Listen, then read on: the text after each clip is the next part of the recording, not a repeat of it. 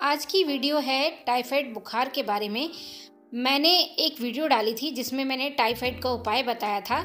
जब मुझे टाइफाइड हुआ था और मेरी बेटी को टाइफाइड हुआ था तो हमने क्या उपाय किया था और खाने में क्या क्या खाया था और कैसे हमने टाइफाइड को ठीक किया था, क्या क्या हमने सावधानियां रखी थी।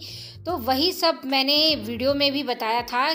फिर भी कुछ ऐसे क्वेश्चंस हैं जो बार बार रिपीट हो रहे हैं, तो उसी के लिए मैं ये वीडियो बना रही हूँ।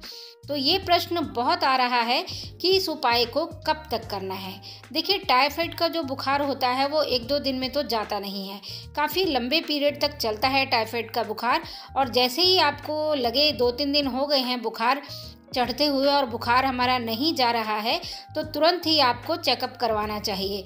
और टाइफाइड जितनी जल्दी डायग्नोज हो जाएगा, जितनी जल्दी आप इसका उपाय करेंगे, उतनी जल्दी आप ठीक हो जाएंगे। टाइफाइड के बुखार में जो मैंने उपाय बताया था, जो हमने किया था, तो इस उपाय को तब तक करना है जब तक कि आपका टाइफाइड बुखार पूरी तरह से चला नहीं जाता।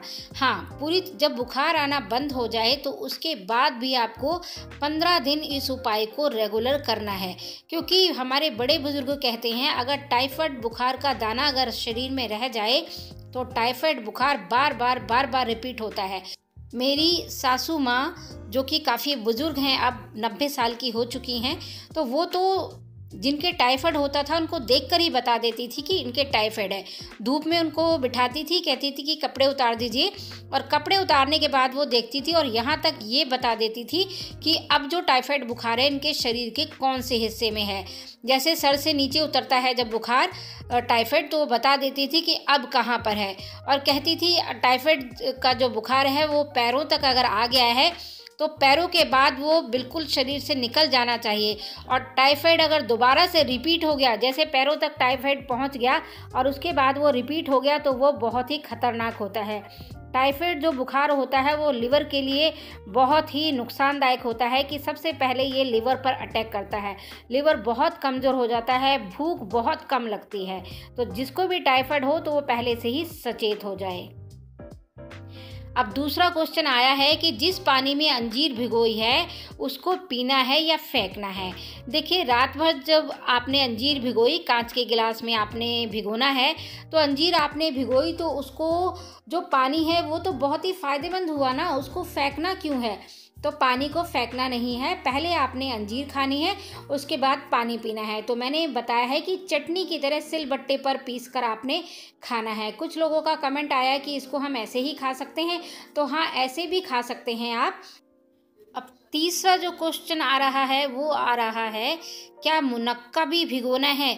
जी, मैंने आपको वीडियो में ही बताया है कि मुनक्का भी अंजीर के साथ भिगोना है। और मुनक्का के जो बीज हैं वो नहीं खाने हैं, मुनक्का बीज निकाल कर ही खाना है। उन्होंने पूछा है बहुत सारे लोगों ने कि अंजीर गर्म है, मुनक्का भी गर्म है, तो हमें गर्मी नहीं करेगा क्या? नहीं, जब हम किसी भी चीज़ को भिगोते हैं तो वो तर गर्म हो जाती है, वो शरीर में गर्मी नहीं करती है। तो दोनों चीज़ आपने भिगो कर लेनी है। चौथा क्वेश्चन आ रहा है, क्या खूब कला को भिगोकर ले सकते हैं क्योंकि वो बहुत गर्म होती है? नहीं, खूब कला को आपने भिगोना नहीं है। खूब कला जिस तरह से मैंने बताई है उसी तरह से आपको पीसनी है। क्योंकि देखिए, अंजीर, मुनक्का और खूब कला, इन तीनों चीज़ों को अगर आप सिलबट्टे पर पीसते हैं तो वो आपके लिए ज़्यादा फ़ायदेमंद होगा।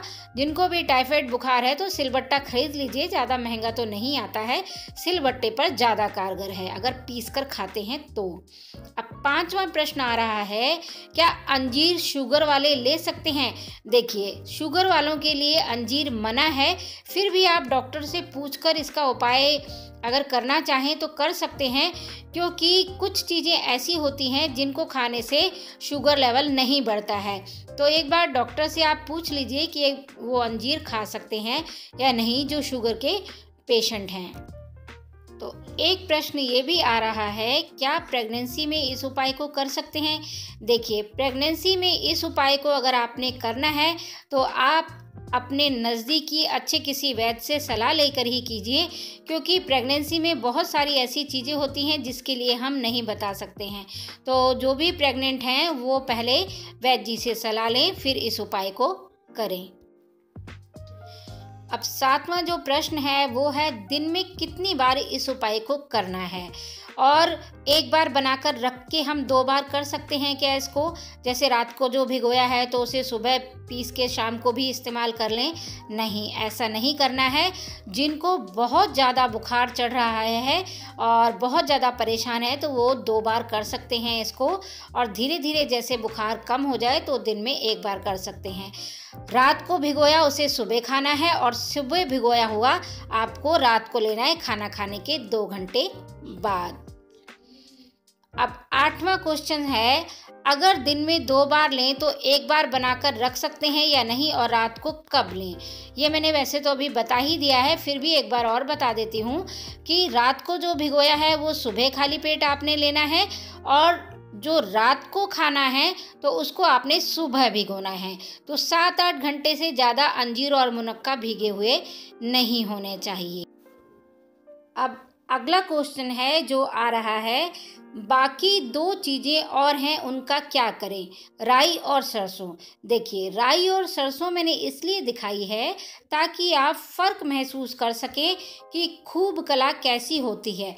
खूब कला के दाने थोड़े लाल लाल से होते हैं, बहुत ज़्यादा बारीक होते हैं, राई से भी बहुत ज़्यादा छोटे दाने होते हैं, और ये खाने में कड़वे लगते हैं। तो मैंने दोनों चीज़ें आपको 3 चीज़ें दिखाई, खूब कला, राई और सरसों। तो तीनों में डिफरेंस दिखाने के लिए मैंने ये चीज़ें आपको दिखाई थी। और देखिए 10वां जो क्वेश्चन है ये बहुत ज़्यादा आ रहा है कि खाने में हमें क्या खाना चाहिए। देखिए, टाइफाइड बुखार में लीवर बहुत ज़्यादा कमज़ोर हो जाता है, तो कोई भी ऐसा खाना नहीं खाना है जिससे कि लीवर को उसको पचाने में दिक्कत हो।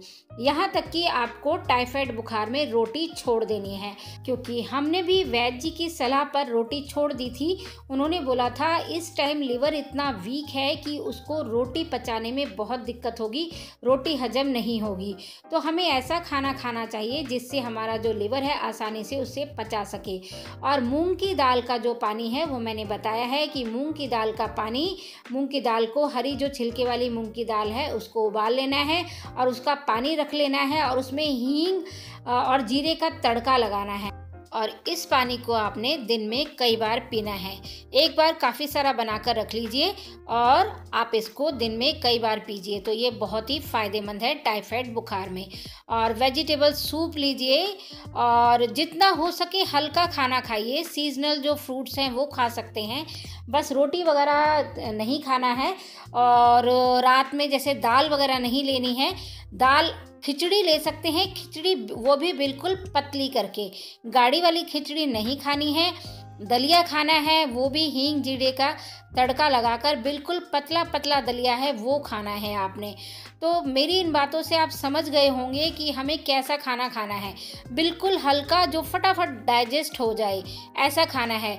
जब आपका बुखार आना बंद हो जाएगा उसके बाद धीरे धीरे करके रोटी आपने खानी है। मान लीजिए आपकी 4 रोटी की खुराक है, तो शुरुआत आपने 1 रोटी से करनी है, वो भी दाल में अच्छी तरह से भिगोकर खानी है, बिल्कुल पतली दाल में, क्योंकि लीवर बहुत ज़्यादा वीक हो जाता है टाइफाइड बुखार में।